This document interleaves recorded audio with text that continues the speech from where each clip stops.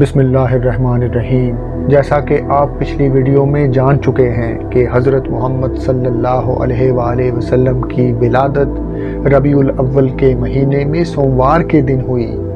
عرب کے شہری باشندوں کا دستور تھا کہ وہ اپنے بچوں کو شہری امراض سے دور رکھنے کے لیے دودھ پلانے والی بدوی عورتوں کے حوالے کر دیا کرتے تھے تاکہ ان کے جسم طاقتور اور اعصاب مضبوط ہوں اور وہ خالص اور ٹھوس عربی سیکھ لیں۔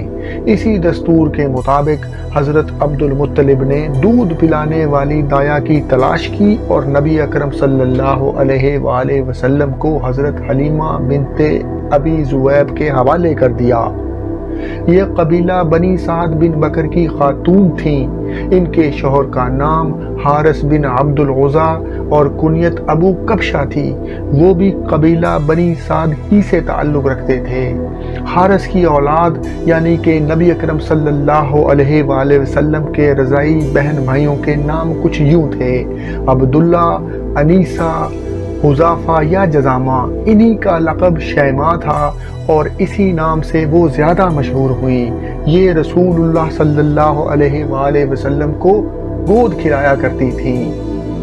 حضرت حلیمہ بیان کرتی ہیں کہ وہ اپنے شہر کے ساتھ اپنا ایک چھوٹا سا دودھ پیتا بچہ لے کر بنی سعد کی کچھ عورتوں کے قافلے میں اپنے شہر سے باہر دودھ پینے والے بچوں کی تلاش میں نکلیں۔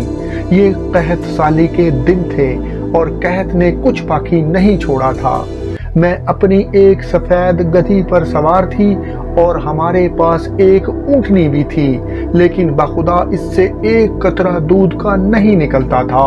ادھر بھوک سے بچہ اس قدر بلکتا تھا کہ ہم رات بھر نہیں سو سکتے تھے اور نہ میرے سینے میں بچے کے لیے کچھ تھا، نہ اونٹنی اس کی خوراک دے سکتی تھی۔ بس ہم بارش اور خوشحالی کی آس لگائے بیٹھے تھے۔ میں اپنی گدھی پر سوار ہو کر چلی تو وہ کمزوری اور دبلے پن کے سبب اتنی سست رفتار نکلی کہ پورا قافلہ تنگ آ گیا۔ خیر ہم کسی نہ کسی طریقے سے دودھ پینے والے بچوں کی تلاش میں مکہ پہنچ گئے۔ پھر ہم میں سے کوئی عورت ایسی نہیں تھی جس پر رسول اللہ صلی اللہ علیہ وآلہ وسلم کو پیش نہ کیا گیا ہو، مگر جب بتایا جاتا کہ آپ یتیم ہیں تو وہ لینے سے انکار کر دیتی، کیونکہ ہم بچے کے والد سے پیسے کی امید رکھتے تھے۔ ہم کہتے تھے کہ یہ تو یتیم ہے، بھلا اس کی بیوہ ماں اور اس کے دادا کیا دے سکتے ہیں۔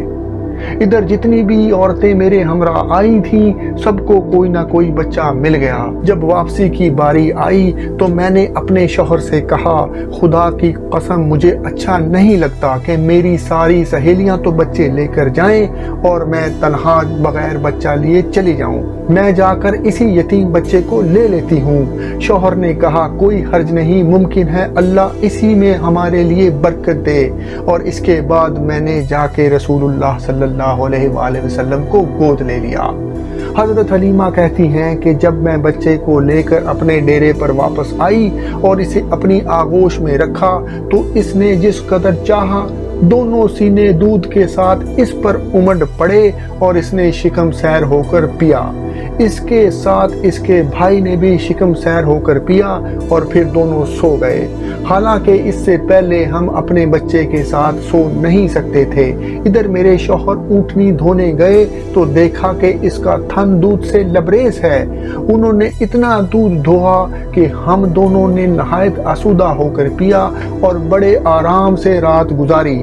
وہ بیان کرتی ہیں کہ جب صبح ہوئی تو میرے شوہر نے کہا، حلیمہ خدا کی قسم تم نے ایک بابرکت روح حاصل کر لی ہے۔ میں نے کہا مجھے بھی یہی توقع ہے۔ حلیمہ کہتی ہیں کہ اس کے بعد ہمارا قافلہ روانہ ہو گیا۔ میں اپنی اسی خستہ حال گدھی پر سوار ہوئی اور اس بچے کو اپنے ساتھ لے لیا، لیکن اب وہی گدھی خدا کی قسم پورے قافلے کو کاٹ کر اس طرح آگے نکل گئی کہ کوئی گدھا اس کا ساتھ نہ پکڑ سکا۔